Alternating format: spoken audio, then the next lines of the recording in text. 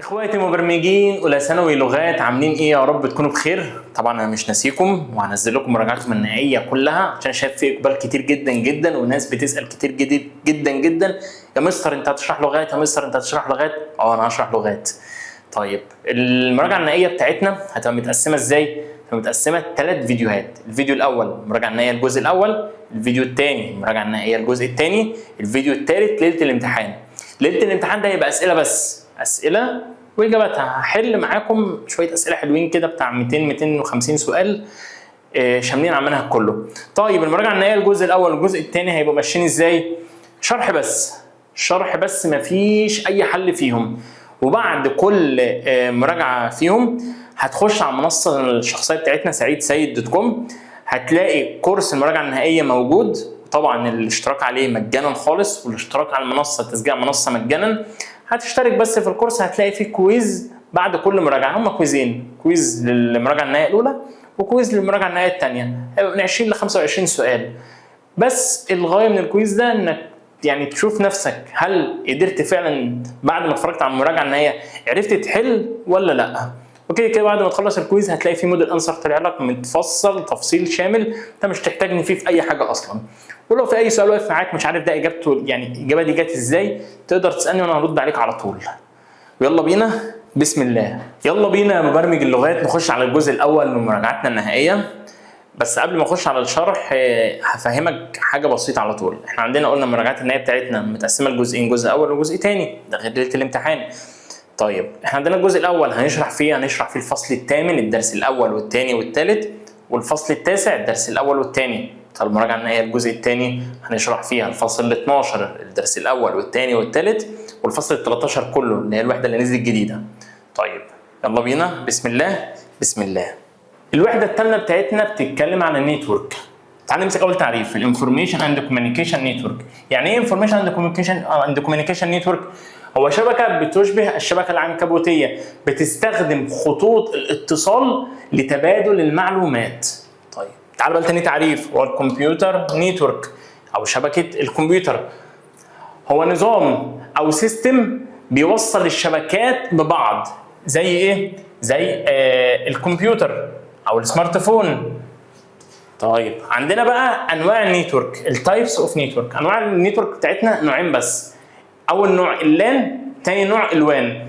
اول نوع اللان يعني لان يعني شبكه محليه، زي ايه؟ زي اللي في المنزل البيت، زي اللي في السايبر. طيب الشبكه دي اللي هي اللان. طب الشبكه الوان او الشبكه الكبيره او الواسعه دي بتبقى شبكه مثلا عبر الدول، شبكه بتربط سيستم الدوله، سيستم المحافظه، مدينه كبيره، فدي اللي هي الوان. طيب اول نوع معانا اللي هو اللان، في منه نوعين. اول حاجه اللي هي الوايرد لان، ثاني نوع اللي هو الوايرلس لان. ايه هو الوايرد لان والوايرلس لان؟ الوايرد لان هو شبكه بتوصل بعضها البعض عبر الكابلات. طب الوايرلس لان بنستخدم شبكه بتتوصل عبر بعضها البعض بس مش بالكابلات، زي موجات الراديو. بص بيقول لك زي موجات الراديو. طب هنا اللي هي الوايرد لان دي زي ايه؟ اللي هو الشبكه اللي بتوصل بعضها البعض بس بالكابلات. زي عارف انت السايبر مش بتلاقي الجهاز المركزي او الراجل صاحب السايبر قاعد على الجهاز وموصل كل الاجهزه ببعض وهو بيقدر يتحكم فيهم بس عبر كابلات. انما الوايرلس لان لا مش كده، الوايرلس لان بتبقى بموجات زي موجات الراديو. طيب الانترنت بقى، الانترنت ده من الاخر هو شبكه بتجمع او بتوصل اللان بالوان على جلوبال سكيل، يعني نطاق واسع. يبقى وان بلس لان بيساوي ايه؟ بيساوي انترنت. يبقى الانترنت هو ايه؟ هو شبكه بتوصل اللان والوان على نطاق واسع. طيب بص يقول لك هنا بقى ايه؟ ازاي بنوصل الانترنت؟ فكك بقى من الكلام ده كله كده وتعالى نفسرها بحاجه بسيطه. انت عايز تدخل النت عندك، اول حاجه بتعمل ايه؟ بتروح الشركه زي شركه وي. شركه وي دي اللي هي الاي اس بي بروفايدر، اللي هو البروفايدر اللي هو المزود. اي اس بي دي شركه الانترنت اللي هي زي وي. بعد ما بتتعاقد معاهم ايه اللي بيحصل؟ بيجي لك فني، الفني ده بيركب لك ايه؟ بيركب لك راوتر. الراوتر ده اللي هو بيشغل النت. طيب بعد ما بيركب لي الراوتر بيعمل ايه؟ بياخد كابل من الراوتر كده وبينزل تحت في الكابينه اللي تحت البيت اللي بيبقى فيها اسلاك كتير جدا، اللي تلاقي الشارع بتاعك او المنطقه بتاعتك كلها موصله من الكابينه ديت. والكابينه دي اسمها هاب. يبقى دي المراحل اللي الانترنت لازم يعدي عليها عشان يشتغل عندك. اول حاجه البروفايدر، ثاني حاجه الراوتر، ثالث حاجه الهاب. طيب بص، البروفايدر بيقول لك هنا هو شركه بتوفر لك خدمه الانترنت، ولازم، وبص بيقول لك هنا من الضروري ان انت تمضي معاها عقد كونتراكت، ان انت تمضي معاها عقد. انت بتروح شركه وي بتمضي عقد. بعد كده بيجي فني يركب لك الراوتر ده هو جهاز بيوفر لك خدمه الانترنت. طيب والهب المحول، بص بيقول لك ايه؟ هو سنترال ديفايس، هو جهاز مركزي. الجهاز المركزي ده بيبقى فيه ايه؟ بيبقى فيه كابلات كتير جدا بتاعت الناس اللي حواليك كلهم. فده بقى اللي بيشغل النت للفني بعد بياخد سلك من الراوتر وينزل على ايه؟ على الكابينه بتاعت النت. طبعا كلكم فاهمين الكلام اللي بقوله ده، لان كل البيوت دلوقتي المصريه عدت بالكلام دوت زي الفل. ماشي. بص هنا بيقول لك بقى آلية استخدام الشبكة. عندنا حاجة اسمها سيرفر وكلاينت. سيرفر وكلاينت يعني عميل وخادم. الخادم ده بيوفر عدة خدمات. العميل ده اللي هو زي الكمبيوتر. الكلاينت بيطلب من الخادم او السيرفر شوية خدمات علشان يقدر يشتغل. فالكمبيوتر دلوقتي بيطلب من السيرفر شويه خدمات. تعال نشوف الخدمات دي زي ايه. اول حاجه عندنا، بص بيقول لك هنا السيرفر ده هو زي جهاز كمبيوتر بيزودك بالخدمات. طب تعالى معانا 4 خدمات، تعالى نشوفهم. اول حاجه الفايل سيرفر، خادم الفايلات، خادم بيدير الفايلات. تاني حاجه عندنا خادم او البرينتر سيرفر، خادم الطباعه، خادم بيدير الطباعه، بيدير عمليه الطباعه. طيب الميل سيرفر هو خادم بيدير عمليه النقل، الارسال والاستقبال في البريد الالكتروني. طب البروكسي سيرفر هو خادم كل وظيفته بيعمل قواسيط بينك وبين الانترنت. طيب الكلاينت بقى، احنا قلنا السيرفر ده هو كمبيوتر بيزود بالخدمات. طيب الكلاينت ده اللي هو الكمبيوتر بقى ذات نفسه اللي هو بيطلب الخدمات دي من السيرفر. طيب عندنا هنا حاجتين، حاجه اسمها كلاينت سيرفر سيستم وحاجه اسمها بير تو بير سيستم. يعني كلاينت سيرفر سيستم يعني خادم، قصدي عميل بيطلب. احنا قلنا الكلاينت ده اللي هو العميل، خادم بيقدم خدمات للعميل. تمام. طب البير تو بير سيستم هو جهاز بيقدم ويطلب، جهاز واحد بيقدم ويطلب. انما هنا العلاقه بين حاجتين، كلاينت وسيرفر. هنا العلاقه كلها بين جهاز واحد بس بيقدم ويطلب. طيب عندنا حاجه اسمها وسائل الاتصال او طرق الاتصال. عندنا طريقتين للاتصال. اول حاجه السيركت سويتشنج ميثود، لا طريقه تبديل الدوائر. وهنا تاني حاجه فك من باكيت دي دلوقتي، تاني حاجه اسمها باكيت سويتشنج ميثود او طريقه تبديل الحزم. طيب يعني ايه حزم؟ اللي هي الباكيت. احنا عندنا البيانات، هشرح لك فين. ماشي. عندنا البيانات هنا، دي البيانات بتتقسم لحاجه اسمها باكيتس. دي كلها باكيتس، الحاجه منهم اسمها باكيت. الباكيتات دي كلها بتعمل ايه؟ طبعا هنا بيبقى في شبكه، الشبكه دي بتبقى ايه؟ زي خيوط العنكبوت. فالباكيتس دي كلها بتجري في الخطوط دي كلها، يبقى البيانات ما بتروحش كتله واحده في الشبكه، لا بتتقسم لباكيتس، والباكيتس دي بتخش في الخيوط بتاعت شبكه الانترنت. طيب الشبكه عامه مش شرط شبكه الانترنت. طيب عندنا هنا السيركت سويتشنج ميثود والباكيت سويتشنج ميثود، اللي هي كل حاجه ليها مميزات ولها عيوب. تعال نمسك الاول السيركت سويتشنج ميثود، نشوف مميزاتها وعيوبها. مميزاتها اللي هو دايما الاتصال بيبقى مستقر. طب ايه عيوبها؟ عيوبها ان الخط بيبقى محجوز لمستخدم واحد فقط، يعني ما ينفعش اكتر من يوزر يستخدم نفس الخط بتاع الشبكه، وما ينفعش تشاركه. طيب طب ايه بقى الباكيت سويتشنج ميثود؟ ايه مميزاتها؟ مميزاتها ان تعال نمسك الاول العيوب ان الباكيتس قد تفقد احيانا. يعني البيانات انت لما بتقسمها الباكيتس وبتيجي ترسلها عبر الشبكه مش كلها بتوصل، ساعات في باكيتس في النص بتوقع. وقدام الدرس اللي بعد الجاي هنعرف نعالج القصه دي ازاي. طب مميزاتها ايه؟ مميزاتها ان الخط دايما مستقر، ويمكن مشاركه الخط. يعني يمكن مشاركه الخط، وينفع اكتر من مستخدم يعني اكتر من يوزر يستخدم نفس الخط. طيب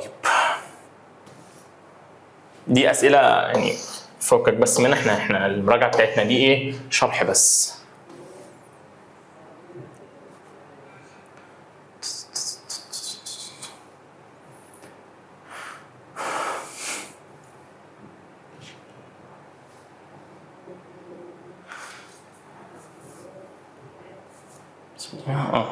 ماشي كده احنا خلصنا شرح الدرس الاول، نخش على شرح الدرس الثاني وهو بعنوان الاي بي. طيب ده درس جميل وسهل جدا. يعني ايه اي بي؟ اي جهاز متصل على الانترنت ليه اي بي مختلف عن الثاني. يعني ما ينفعش يبقى في موقعين يبقى ليهم نفس الاي بي، ما ينفعش يبقى في جهازين ليهم نفس الاي بي. كل حاجه او كل جهاز متصل على الانترنت ليه اي بي فريد من نوعه. بس بيقول لك ان هو يونيك، يعني فريد من نوعه. الاي بي بيبقى يونيك فريد من نوعه. طيب عندنا الاي بي بص الاي بي بنعبر عليه ازاي، او يعني بيتكون ازاي؟ بيتكون من 4 بلوكس. 4 بلوكس، كل بلوك فيهم بيتكون من 8 بت. طب البلوكس الاربع بلوكس دولت لو ضربناهم في ال 8 بت هيطلع 32 بتس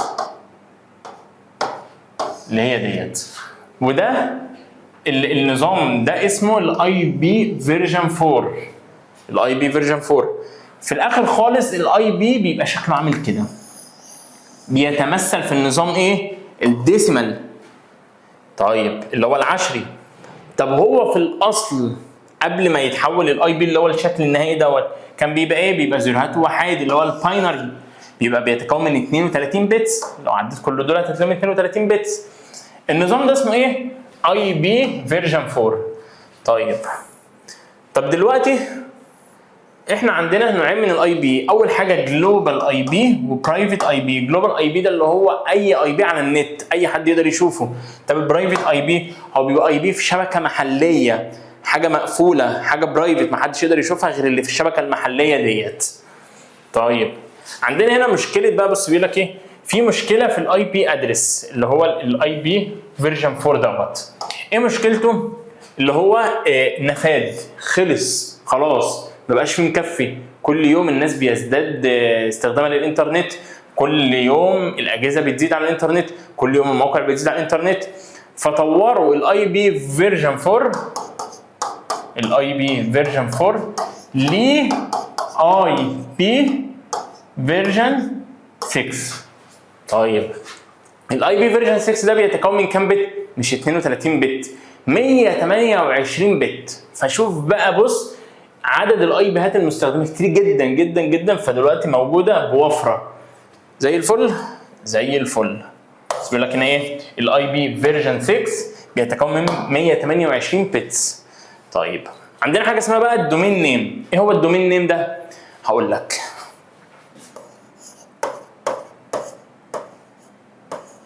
google.com، facebook.com، منصتي الشخصيه سعيد.com.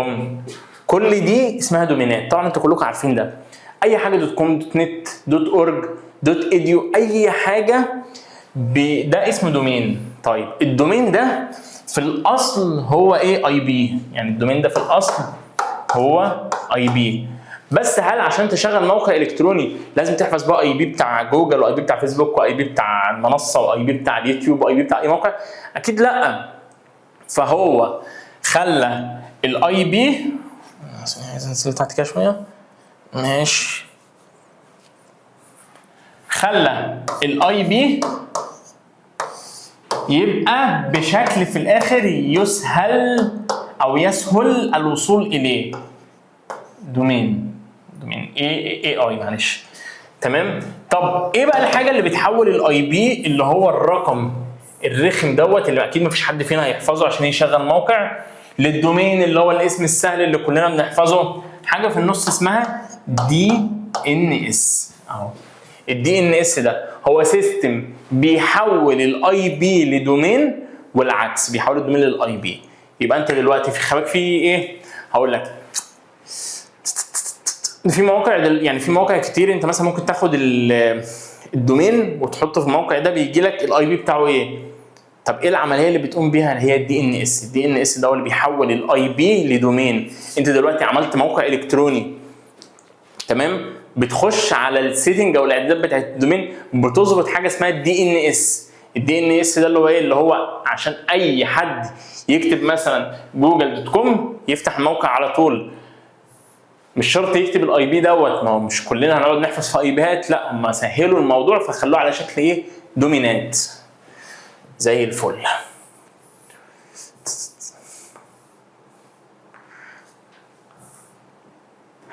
كده احنا خلصنا شرح الدرس الثاني من الوحده الثامنه. هنخش على الدرس الثالث بعنوان البروتوكولات. يلا بينا. اول تعريف معانا اللي هو الباكيت. هو الباكيت احنا قلنا البيانات عندنا بتتقسم لحاجه اسمها باكيت. الباكيتس دي بتبقى وحدات صغيره، تشانكس، بس بيقول لك ايه؟ سمول تشانكس، وحدات صغيره بترسل عبر شبكه البيانات اللي هي الخيوط بتاعت العنكبوت اللي هي على شكل الشبكه. طيب، وما بتيجي ترسل بيرسل معاها حاجه اسمها هيدر. الهيدر ده بيبقى فيه معلومات المرسل، او خلينا نكتبها لك بالانجلش بقى، السندر اللي هو المرسل والمستقبل.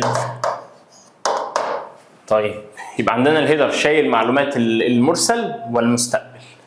طيب ماشي.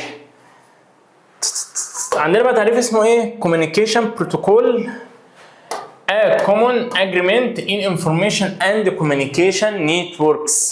طيب عندنا بقى ايه؟ 3 انواع من البروتوكولات. اول نوع اسمه التي سي بي، ثاني نوع اسمه اليو دي بي، ثالث نوع اسمه الاي بي. اول نوع اسمه التي سي بي. البروتوكول ده بيعمل ايه؟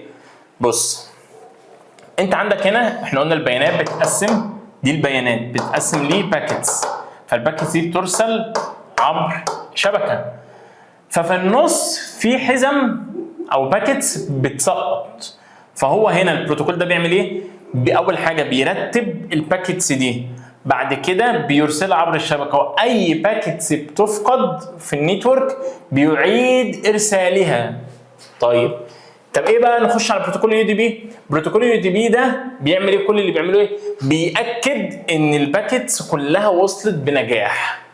طيب عندنا بقى ثالث نوع او الثالث بروتوكول اللي هو اي بي، بيقول لك اذا بروتوكول that assigns IP address to deliver packets to the correct destination.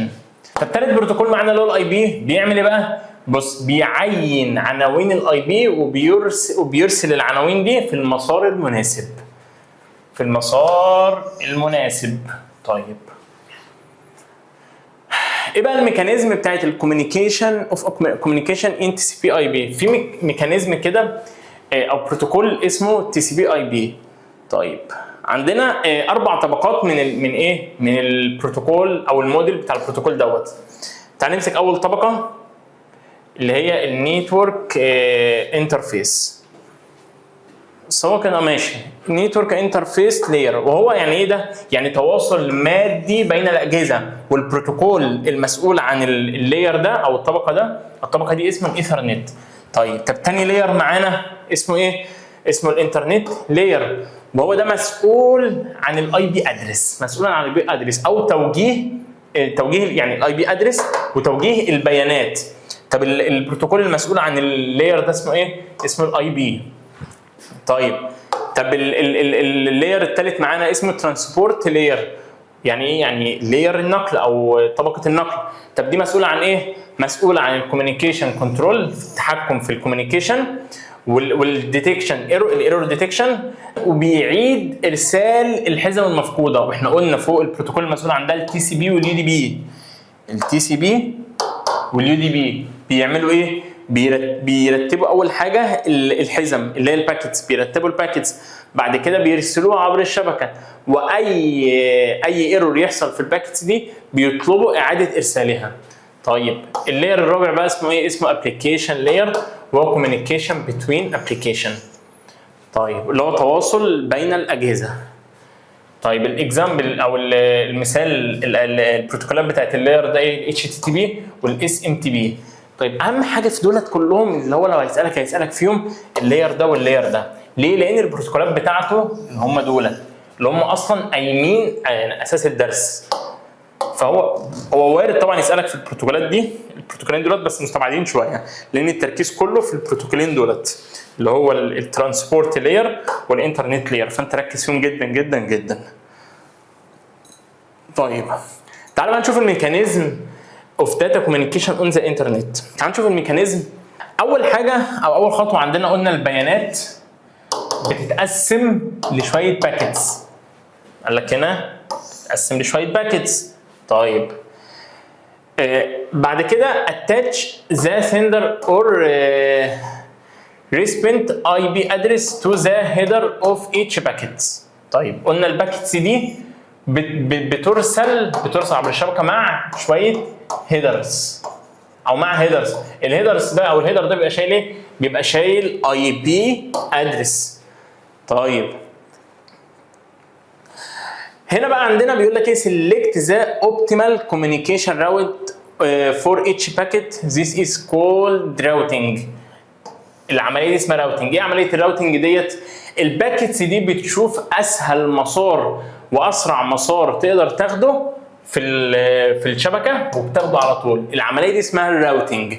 طيب بيقول لك هنا بقى طب if there any packets are missing، اي باكيتس بتفقد بيتم طلب اعاده ارسالها عبر الشبكه حتى تكتمل بنجاح. واللي بيقوم بالدور دوت بروتوكول التي سي بي واليو دي بي. احنا قلنا فوق بيرتب الباكيتس وبيرسلها عبر الشبكه، واي باكيتس بتفقد بيطلب اعاده ارسالها حتى يعني عشان ايه الموضوع يكتمل بنجاح. زي الفل. ايه خلصنا كده ولا ايه؟ زي الفل. كده خلصنا شرح الفصل الثامن، وهو كان بشكل عمومي عن النيتورك. نخش بقى على ايه؟ على الفصل التاسع، وحاجه موضوع مختلف تماما بقى عن الفصل الثامن اللي هو النيتورك. ليه؟ لان الفصل التاسع قايم كله على حاجه اسمها الداتابيز او قواعد البيانات، ودي انا بستمتع بيها جدا جدا جدا جدا. ليه؟ لان انا جزء كبير جدا جدا من شغلي قايم على موضوع الداتابيز دوت. وانا بقى وانا بشرح لك دلوقتي الداتابيز هفهمك انا برضو بستخدمها في شغلي ازاي. يعني مش هشرحها لك كده كنظري خلاص، لا ده انا هفهمها لك كعملي واقول لك بنستخدمها في ايه واهميتها ايه بالظبط. يلا بينا بسم الله. يعني ايه داتابيز؟ بص، اي مكان بننظم فيه الداتا ومكان نقدر نوصل له في اي وقت اسمه داتابيز.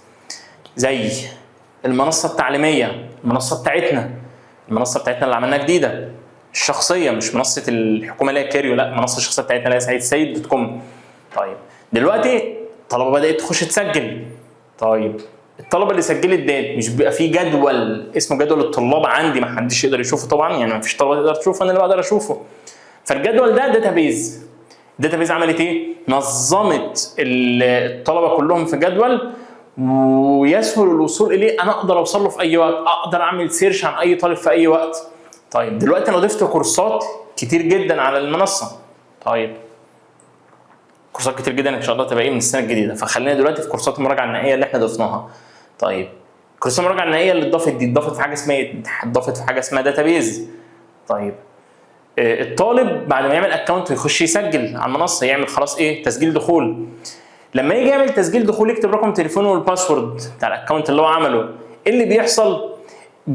لما بيدوس اللوج ان او تسجيل دخول البيانات دي كلها بتروح للداتابيس تدور هل في تطابق. لو في تطابق افتح على طول الاكونت، لو ما فيش تطابق هيقول لك الرقم التليفون هذا غير متاح في المنصه، يعني ما اتعملش اكونت بيه في المنصه فمش موجود في الداتابيس بتاعت المنصه.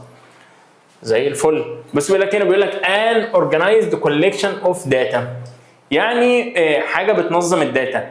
organized بننظم وبنخزن in a format that makes it easy to access for specific purposes. In addition to collecting data, it also makes it easy search. نقدر نعمل سيرش في اي وقت بيبقى الموضوع سهل. process and share. طيب example مثال زي سمارت فون كونتاكت. انت دلوقتي لو فتحت الكونتاكت بتاعت بتاعت الموبايل بتاعك هتلاقي جهات اتصال كتير، ارقام كتير قوي قوي قوي قوي. كل دي متخزنه عندك، كل دي متخزنه في حاجه اسمها قاعده بيانات. تقدر تسيرش عن اي رقم في اي وقت. عندك 1000 رقم تقدر تسيرش عن سعيد فيطلع لك سعيد على طول، مش تقعد بقى تفر في ال1000 رقم عشان تطلع سعيد. زي الفل. عندنا بقى تعريف اسمه داتابيز مانجمنت سيستم اللي هو الدي بي ام اس، وده بيعمل ايه؟ هو نظام بيدير قواعد البيانات، يعني زي برنامج بيدير لك قواعد البيانات ديت. تعالى بقى نشوف وظائف الفانكشنز بتاعت الداتابيز مانجمنت سيستم. عندنا ايه؟ 5 وظائف. هنمسك اول حاجه وهي ايه؟ وهي تناسق البيانات اللي هي الداتا كونسيستنسي. طيب بيقول لك هنا ايه؟ بيضمن لك ان العمليات اللي بتشاركها مش هيحصل فيها تناقضات. طيب تعالى نمسك تاني حاجه وهي الداتا انتجريتي اللي هي تكامل البيانات. طب يعني ايه؟ يعني بيقول لك هنا preventing duplication، يعني بيمنع التكرار. يعني انت دلوقتي همثلها لك ازاي؟ في طالبين مسجلين على المنصه، ينفع اي دي طالب يبقى زي اي دي طالب تاني؟ اكيد لا. كل طالب بيبقى ليه اي دي فريد من نوعه، يبقى كل داتا او كل حد بيبقى ليه بيانات مختلفه تماما عن بيانات الشخص التاني. طيب تالت حاجه عندنا وهي ايه؟ ماشي، وهي الداتا اندبندنس. طيب بيقول لك هنا ايه؟ managing database separately from the programs that use them. طيب ورابع حاجه عندنا وهي الداتا confidentiality اللي هي سريه البيانات. يعني بيقول لك هنا ايه؟ بنظبط setting access permissions، يعني ادوار. طيب يعني ايه ادوار ويعني ايه setting access؟ يعني انت دلوقتي هقول لك مثال بسيط. انت دلوقتي المنصه الشخصيه بتاعتنا دلوقتي خلاص في طلبه دخلت تسجل، في كورسات نزلت، في عمليات دفع حصلت. فايه اللي بيحصل بقى؟ انا بعمل ايه؟ طبعا انا بعين ليها تيم اسيستنت. فالتيم الاسيستنت ده كل اسيستنت بيبقى ليه دور معين. في اسيستنت بيبقى ليه دوره بس دوره اللي هو ياكسس على داتا الطلبه. في اسيستنت تاني دوره اللي هو ياكسس على عمليات الدفع بس. في اسيستنت تالت دوره اللي هو ياكسس على الكورسات بس، ما يقدرش ياكسس ولا على عمليات الدفع ولا على الطلبه. وهكذا الاسيستنت بتاع اللي بياكسس على جدول الطلبه ما يقدرش ياكسس على عمليات الدفع ولا ياكسس على الكورسات اللي موجوده. فانا بعين لكل شخص اكسس او رول معين، دور معين. خامس حاجه وهي عندنا الداتا افيلابيلتي اللي هي توافر البيانات. بص، مهم جدا جدا جدا ان الداتابيز دي تعمل لها باك اب. ليه؟ لان لو لا قدر الله في حاله ان الداتابيز بتاعه السيستم طارت، الشغل كله طار، الشغل كله باظ. فلازم يبقى في باك اب بشكل دايم. يعني احكي لك موقف. انا في مره من المرات في شغلي، يعني انا الحمد لله عامل منصات لاكبر مدرسين في مصر الحمد لله يعني. ففي مره من المرات، بس طبعا انا الداتابيز بتاعتي باخد باك اب بشكل يومي، ده حاجه اساسيه جدا لان المنصه الداتابيز بتاعتها هي الشغل. الداتابيز ده الشغل كله، ده اللي شايل داتا الطلبه واللي شايل الكورسات واللي شايل عمليات الدفع واللي شايل كل حاجه، كل حاجه على المنصه متشاله في الداتابيز.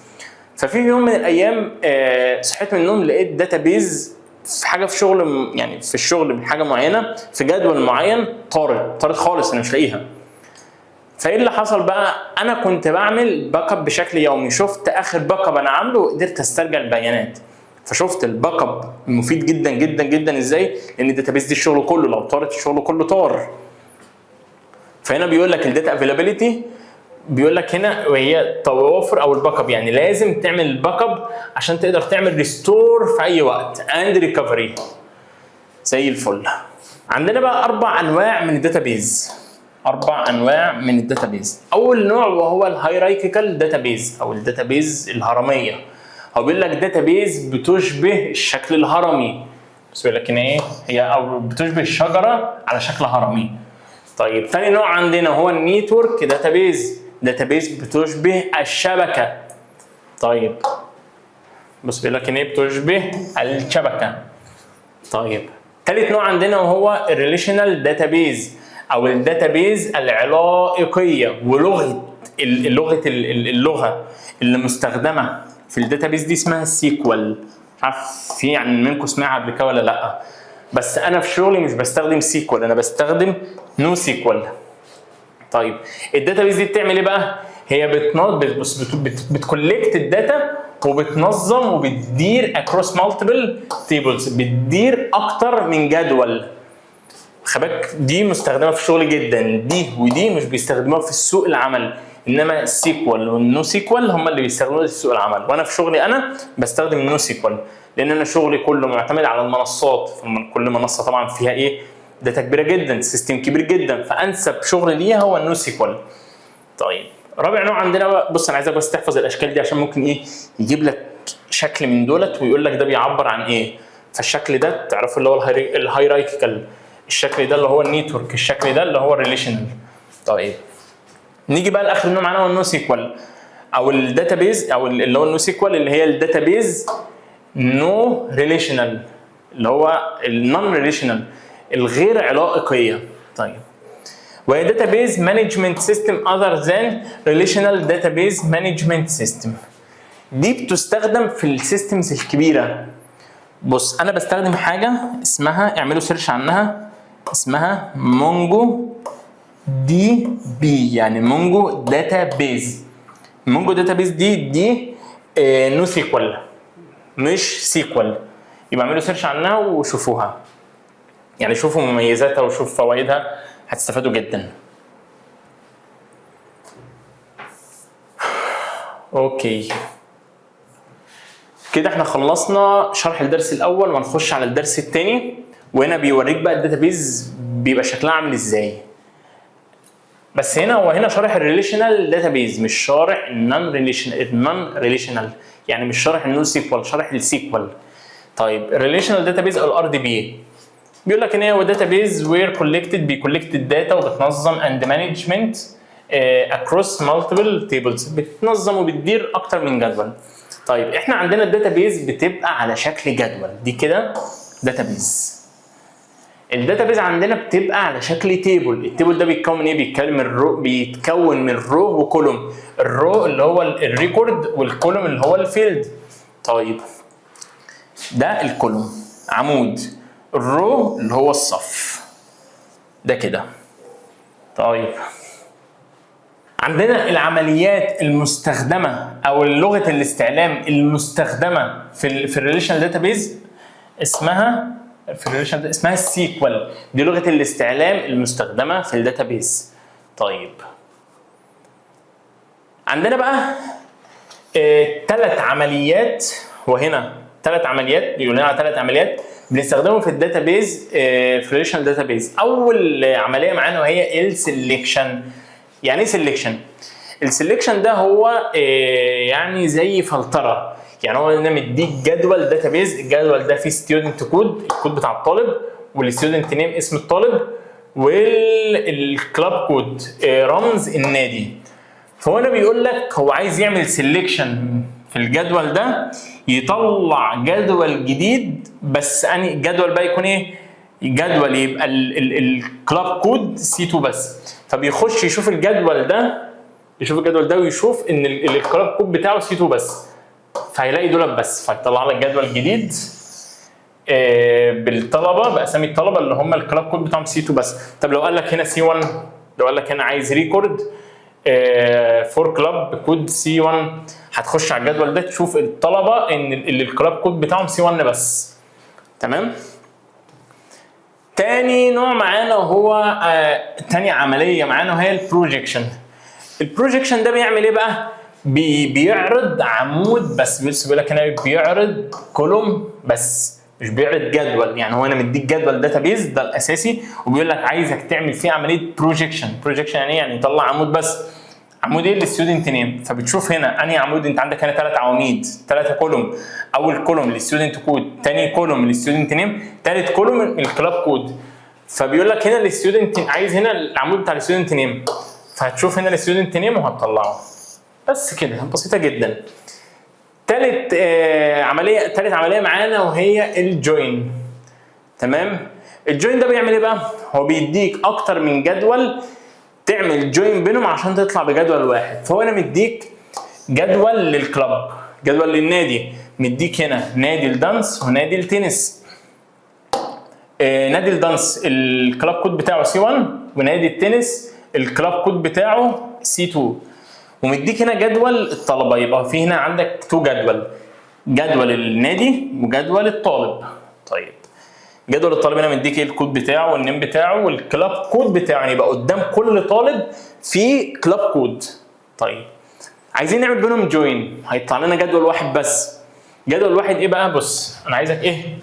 يعني تخفي دي كده خالص، حط لك الجدول بتاع الطالب، وقدام كل طالب شاف الكلاب كود بتاعه ايه.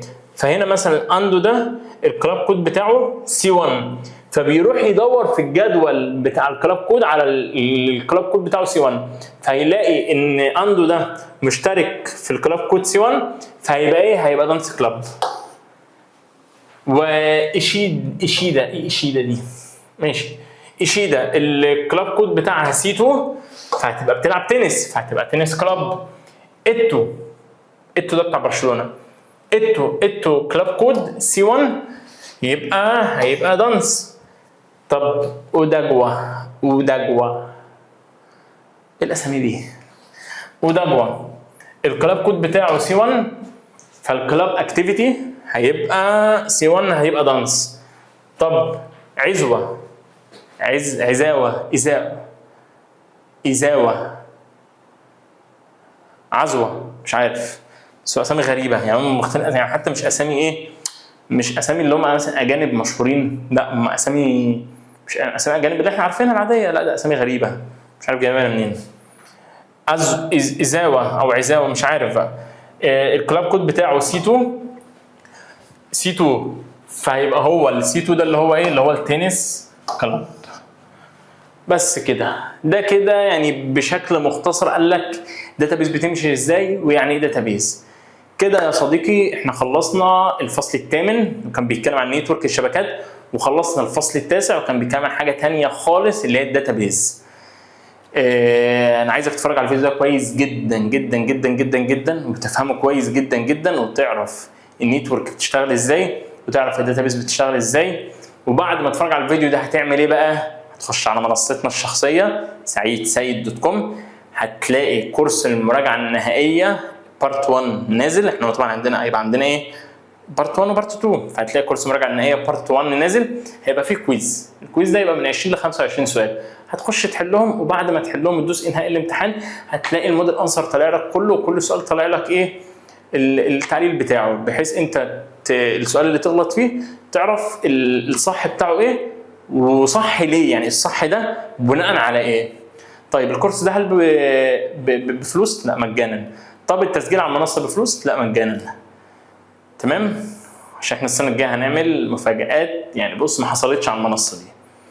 فبالتوفيق لكم، والسلام عليكم ورحمه الله وبركاته.